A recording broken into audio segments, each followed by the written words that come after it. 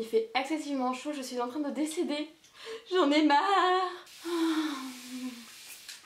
Hello tout le monde. Vous êtes très nombreux sur Instagram à me demander comment j'ai réussi à prendre du poids. Alors à peu près en 7 mois, j'ai réussi à prendre 10 kilos. Donc pour moi qui stagnais depuis vraiment très longtemps au même poids sans réussir à prendre de muscles, ce fut vraiment un exploit. Donc je vais vous expliquer un petit peu comment j'ai fait en espérant que mes conseils puissent en aider quelques-unes et quelques-uns. Je vais vous mettre quelques photos de mes avant-après pour que vous puissiez bien vous rendre compte de l'évolution.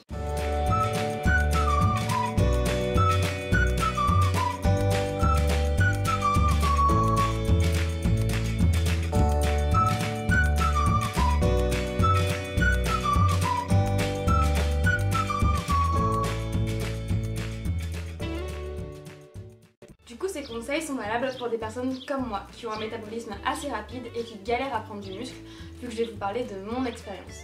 Alors à la base, je faisais déjà de la muscu depuis à peu près un an. J'avais réussi à perdre un petit peu de masse graisseuse et à prendre un peu de muscle, mais vraiment rien d'extraordinaire. J'avais toujours peur de manger plus et donc de prendre du gras, et ma phobie c'était vraiment que mes abdos disparaissent derrière ce gras.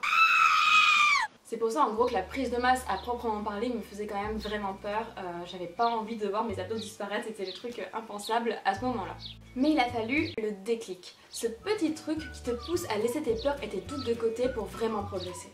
Car comme beaucoup, j'avais déjà fait des tentatives, mais dès que je voyais le gras s'installer, vite, je stoppais tout et je me mettais en déficit calorique pour vite reperdre. J'ai donc perdu beaucoup de temps, mais c'était nécessaire pour vraiment comprendre ce dont j'avais besoin.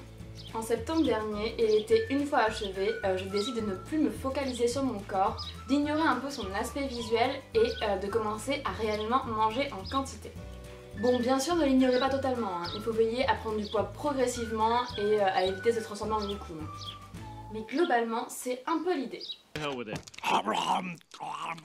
Je suis donc passée de 4 repas par jour à 6 repas par jour en augmentant progressivement les quantités pour habituer mon corps.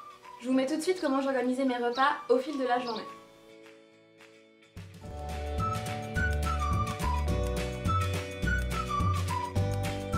Bref, après des tonnes de bouffe ingurgitée en essayant de limiter les cheat meals, parce que prendre du poids c'est bien et proprement c'est mieux, à peu près 5 entraînements hebdomadaires par semaine et 7 mois plus tard, j'étais dotée de 10 kilos supplémentaires.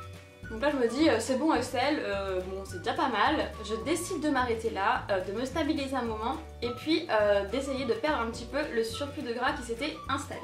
Donc le but ça va être de diminuer progressivement encore une fois les quantités de glucides tout en conservant les quantités de protéines et de lipides. Donc en gros je suis partie avant ma prise de masse à 49 kg, je suis montée jusqu'à 59 kg et maintenant je me suis stabilisée à 56 kg. Après, je ne conseille pas la prise de masse pour tout le monde car elle a aussi ses inconvénients. En effet, elle entraîne forcément une prise de gras. Les cellules graisseuses se logent dans des espèces de poches que vous allez créer, ça s'appelle les adipocytes. Lors d'un régime amaigrissant, vous allez en fait vider ces poches. Ouais, je sais, c'est carrément dégueu. Mais vous ne pourrez pas les faire disparaître. Une fois qu'elles sont créées, leur nombre reste inchangé, elles vont rester là, vous ne pourrez pas les faire partir. Certaines théories affirment le contraire et disent qu'on peut quand même les faire disparaître mais au bout de très nombreuses années, donc dans tous les cas c'est pas folichon. Hein. Et donc la conséquence c'est que vu que ces poches seront toujours là, vous aurez plus de facilité à stocker du gras étant donné qu'elles n'auront plus qu'à être remplies. C'est notamment ce mécanisme qui peut mener à l'obésité. Ouais, ça donne pas très faim tout ça. Hein.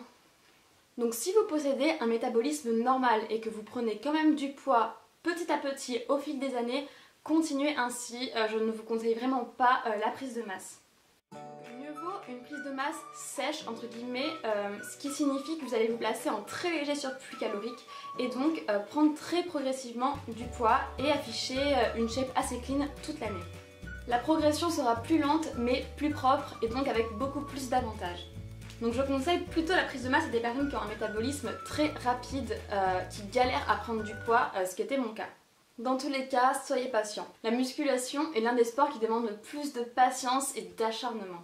Ne restez pas trop focus sur votre corps. Mangez bien, entraînez-vous bien et un jour vous serez forcément récompensé.